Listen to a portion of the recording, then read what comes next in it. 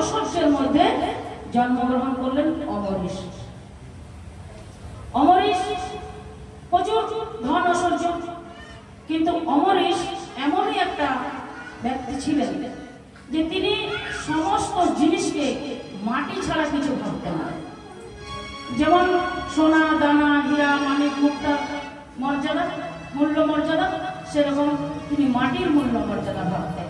সবটাই মাটি, কোনোটা শক্ত মাটি, কোনোটা চকচকে মাটি, কোনোটা নরম মাটি, তো কোনোটা পোড়ার মাটি, কোনোটা খাওয়ার মাটি, কোনোটা বসার মাটি, কোনোটা শোয়ার মাটি, মানে সবটাই মাটি। মাটি ছাড়া তিনি কিছু ভাবতেন না। এইভাবে দেখুন, আর একটা কথা জেনেছি দেখুন, যে কুমোরদের কাছে তো মাটিটাই হচ্ছে সোনা, নাকি? কুমোররা মাটি দিয়ে কত কিছু বানায়, হাঁড়ি কলসি থালা বাটি ঘটি বাটি অনেক কিছু বানায়, খোলা টালি অনেক কিছু বানালো। কুমোরদের কাছে কিন্তু মাটিটাই হচ্ছে সোনা। কিন্তু ওই যে মাটি এককালীন সব ভেঙে চুরে আবার মাটি হয়ে যায়। তো অমরিশের সেই ধারণা ছিল যে এই পৃথিবীটা একদিন সব পরিবর্তন হয়ে যাবে। সেজন্য তিনি কোনো জিনিসের প্রতি আসক্ত থাকতেন না, নিরাসক্ত হয়ে তিনি জীবনযাপন করতেন। এইভাবে জীবনযাপন করতে করতে বড় হলেন, যজ্ঞিমান হলেন। তখন কি হলো না, বাবা সমস্ত নিজের রাজ্য ভার অমরিশের উপরে চাপিয়ে দিয়ে বাবা বনে চলে গেলেন। অমরিশ রাজ্য তো পেলেন, কিন্তু রাজ দায়িত্ব কে পালন করবেন? অমরিশ তো সবসময় ভগবানকে নিয়ে পড়ে আছে, সবসময় ভগবানের নাম জপ ধ্যান ধারণা, সবসময় ভগবানকে নিয়ে। ভগবানের ভোগ না লাগিয়ে সে কখনো পান না। তো কিভাবে তিনি রাজ্য করবেন, পরিচালনা করবেন? অমরিশ এমনই একজন সাধক ছিলেন যে অমরিশ ঠাকুর ঘরের বাসনটাও কাউকে মাজতে দিতেন না। ঠাকুর ঘরের ঘর মোছা, বাসন মাজা, ঠাকুরের সেবা করা, ঠাকুরের ফুল তোলা, মালা গাঁথা, রান্না করা, সমস্ত কিছু অমরিশ নিজের হাতে করতেন। নিজের পত্নীকে পর্যন্ত ঠাকুরের কাজের ভাগ দিতেন না। এমনই একজন সাধক ছিলেন অমরিশ। তো মহামুনি সুখদেব গোস্বামী বর্ণনা করছেন, সবই মনা কৃষ্ণ পদারবিন্দয় বচাংসি বৈকুণ্ঠে গুণানুবর্ণনে করো হরির মন্দির মার্জনাদিষু সুনীতিং চকারং চ্যুতসসে কথোদয়ে মুকুন্দলিঙ্গালയോ দর্শনো দিশু তৎগাভিত্তগাত্রং স্পৃশেত অঙ্গসঙ্গমম জ্ঞানং চ তৎপাদসরোজশোরভে শ্রীমত্তুলস্য রসनं পদবর্তিতে পাদো হরির ক্ষেত্র পদার অর্পণে শিরো ঋষিকেশ পদারভিবন্দনে কামং চ দর্শয় মধুকামকাম্যা যততাম শ্লোক জনাশরয়ারতি। প্রত্যেকটি অঙ্গ অমরিশ ভগবানের কাজে নিযুক্ত করে রেখেছিলেন। অমরিশ রাজ দায়িত্ব তো পেলেন, কিন্তু রাজ দায়িত্ব পালন করবে কি? সবসময় তো সে ভগবানকে নিয়ে পড়ে আছে, দিন রাত সবসময় ভগবান ভগবান ভগবান করছেন।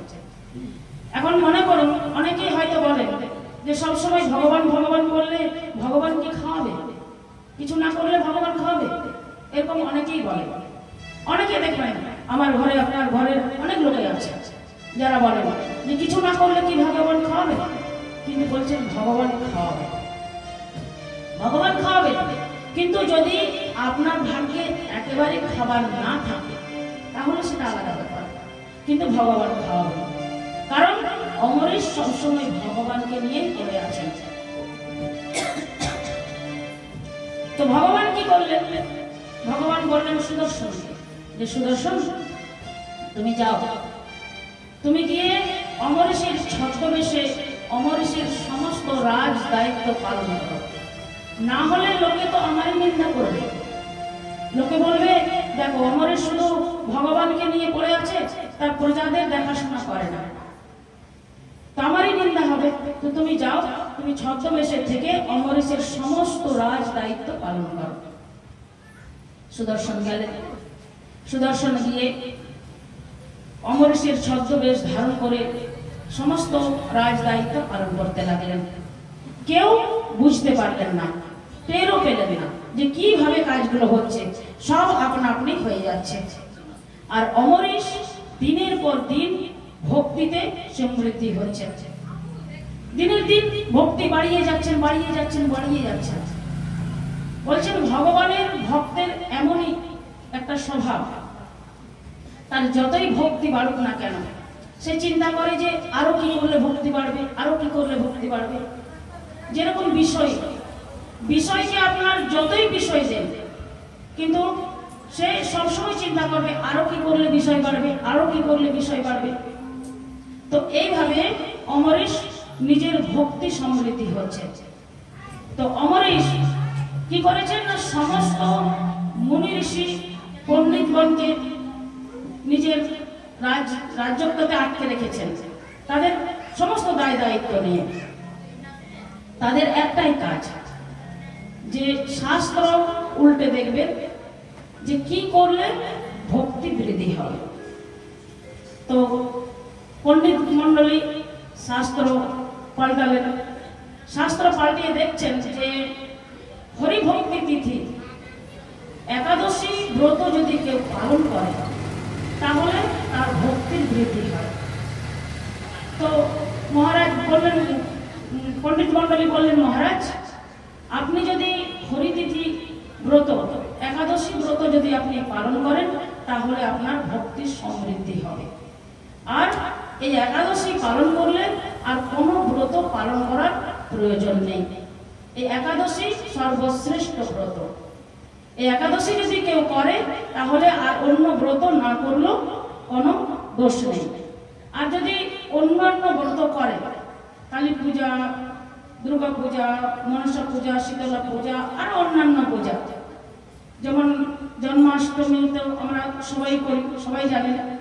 অনেকে আছে জিতাষ্টমী বা আরো অনেক অনেক ব্রত আছে। তো সেই ব্রতগুলো যদি আপনারা নিষ্ঠাভাবে করেন আর যদি একাদশী না করেন তাহলে সেই ব্রতগুলোর কোনো ফল নেই, সব বিফলে চলে যাবে। একাদশী হচ্ছে সর্বশ্রেষ্ঠ ব্রত। তো অমরেশ একাদশীর মহিমা শ্রবণ করে তিনি একাদশী ব্রত করতে লাগলেন। দেখুন অমরেশ একা কিন্তু একাদশী ব্রতটা করেননি, অমরেশ সব পরিবারকে নিয়ে একাদশী ব্রত করছেন। কেন না, একাদশী মানে কি? একাদশীর মানে হচ্ছে ধর্ম। তো আপনি যদি একাদশী করেন ধর্মটা আপনি পেলেন। এখন আপনি ধর্ম অনুযায়ী স্বর্গে চলে গেলেন, স্বর্গে গেলেন আর স্বর্গে গিয়ে দেখছেন যে আপনার পরিবারের লোকেরা সব নরকে হাবুডুবু খাচ্ছে, তাহলে আপনি স্বর্গে গিয়ে কি শান্তি পাবেন? আরো বেশি কষ্ট হবে। সেজন্য সপরিবারকে নিয়ে একাদশী করা দরকার। তো অমরেশ সমস্ত পরিবারকে নিয়ে একাদশী পালন করলেন। একাদশী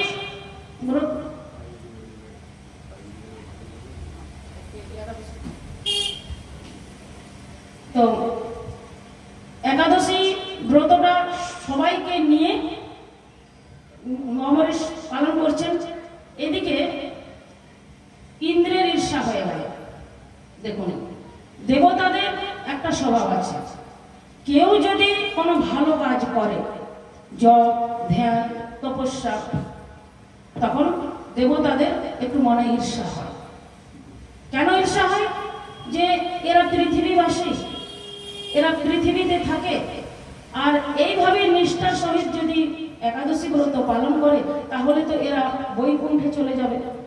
আর এরা যদি বৈকুণ্ঠে চলে যায় তাহলে আমাদের মাথা দিয়ে যাবে, তাহলে তো আমাদের ভালো হবে না।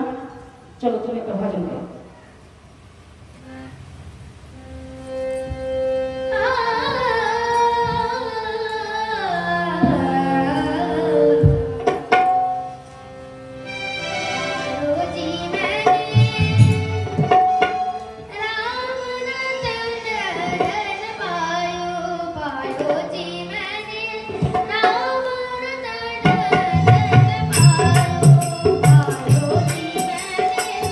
Ah